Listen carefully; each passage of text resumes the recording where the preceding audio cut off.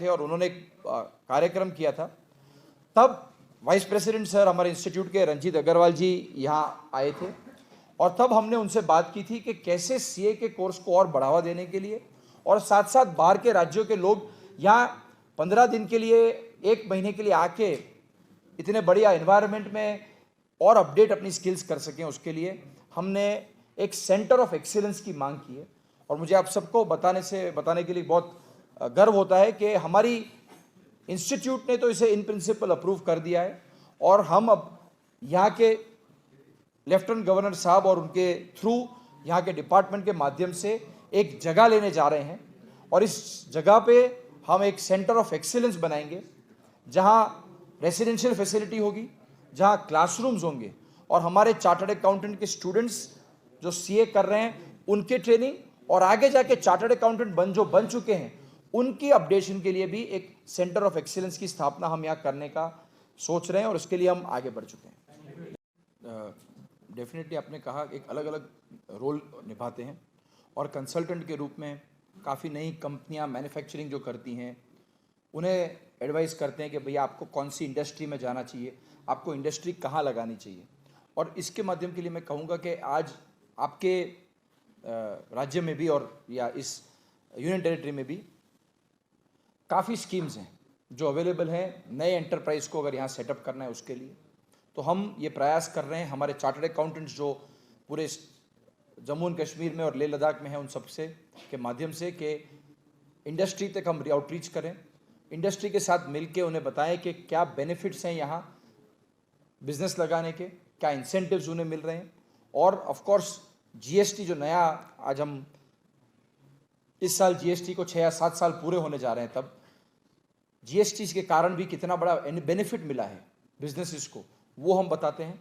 तो मैं ऐसा मानता हूं कि चार्टर्ड अकाउंटेंट्स हम जो इंस्टीट्यूट के माध्यम से अवेयरनेस करते हैं और हमारे चार्टर्ड अकाउंटेंट जो प्राइवेट प्रैक्टिस में अपने क्लाइंट्स को ये सलाह देते हैं, मैं ज़रूर मानता हूं कि उसके कारण यहाँ इकोनॉमिक एक्टिविटी बढ़ेगी। टूरिज़्म तो सबसे बड़ा इंडस्ट्री है ही, साथ साथ और कौन से मैन्युफैक्चरिंग की कंपनियां आ सके जिससे इकोनॉमिक ग्रोथ भी हो और एम्प्लॉयमेंट की अपॉर्चुनिटी यहाँ के यूथ को मिल सके, उसके लिए भी हम काम कर रहे हैं। आपको लग रहा है कि यहाँ पे लोगों को पता नहीं है अवेयरनेस की बहुत ज़्यादा ज़रूरत है यहाँ के लोगों में और बाकी के राज्यों में कि आप यहाँ आके भी अगर आप यूनिट लगाते हैं या यहाँ आके आप कोई इंडस्ट्री लगाते हैं तो उससे आपको भी क्या बेनिफिट हो रहा है और यहाँ के पॉपुलेशन को भी क्या बेनिफिट होगा। तो उसके अवेयरनेस के लिए भी हम पूरा काम कर रहे हैं। Thank you.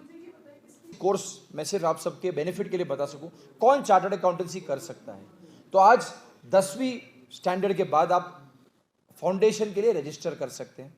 यानी समझिए कोई भी विद्यार्थी है जो कॉमर्स पढ़ रहा है 11वीं और 12वीं कक्षा में, वो चार्टर्ड अकाउंटेंसी के लिए रजिस्टर करता है।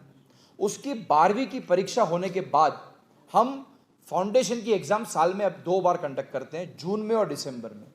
तो मान लीजिए कि वो अगले साल मार्च में उसकी 12वीं की परीक्षा खत्म करता है, तो वो जून की परीक्षा में और दिसंबर की परीक्षा के लिए अप्लाई कर सकता है।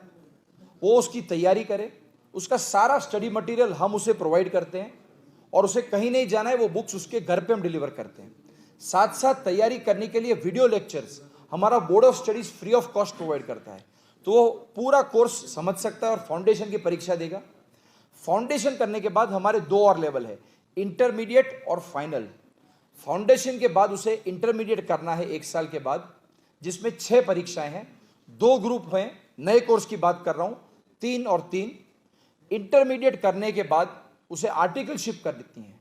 आर्टिकलशिप यानी जिसे आप सब इंटर्नशिप के नाम से जानते हैं, 2 साल एक सीए के अंडर उसे काम करना है, वहाँ उसे प्रैक्टिकल ट्रेनिंग लेनी है। 4 सब्जेक्ट्स हैं जो सेल्फ पेस्ड मॉड्यूल ऑनलाइन माध्यम से उसे सीखने हैं, उसकी परीक्षा भी उसे ऑनलाइन देनी है। और उसके बाद फाइनल लेवल का एग्जाम है जो आर्टिकलशिप खत्म होने के 6 महीने बाद वो दे सकता है। और उस परीक्षा में 6 सब्जेक्ट हैं, 3 एक ग्रुप में, 3 दूसरे ग्रुप में। तो ये देखते हुए 4-4.5 साल में 12वीं कक्षा के बाद वो चार्टर्ड अकाउंटेंसी कर सकता है। और चार्टर्ड अकाउंटेंसी करने के साथ साथ वो बैचलर यानी बीकॉम या किसी और अंडर ग्रेजुएट का कोर्स भी कर सकता है। तो ये इतने कम समय सीमा में साढ़े चार साल में कोर्स अगर वो पास हो जाता है सभी परीक्षाओं में तो वो सीए बन जाता है। और जैसा मैंने आपको कहा, इसकी लागत या इसकी कॉस्ट जब हम 75% फी वेवर दे रहे हैं तो ये पूरे कोर्स की कॉस्ट 50,000 रुपये से भी कम है। और 2 साल की आर्टिकलशिप में उसे जब इंटर्नशिप में उसको स्टाइपेंड मिलता है तो आप मान के चलिए कि पूरा कोर्स लगभग उसे कॉस्ट फ्री हो जाता है। और इमीडिएटली ऑन क्वालिफाइंग हम उनका एक कैंपस प्लेसमेंट करते हैं। और आज कैंपस में अंदाजे से 10 से 12 लाख का starting salary average chartered accountants को मिल रहा है। तो 10 लाख 12 लाख की सैलरी से उसे नौकरी मिल सकती है। वो चाहे तो जॉब कर सकता है बैंक्स में, अकाउंटिंग फर्म्स में, फाइनेंशियल इंस्टीट्यूशंस में, अलग अलग जगहों पे उनके लिए अपॉर्चुनिटीज़ है।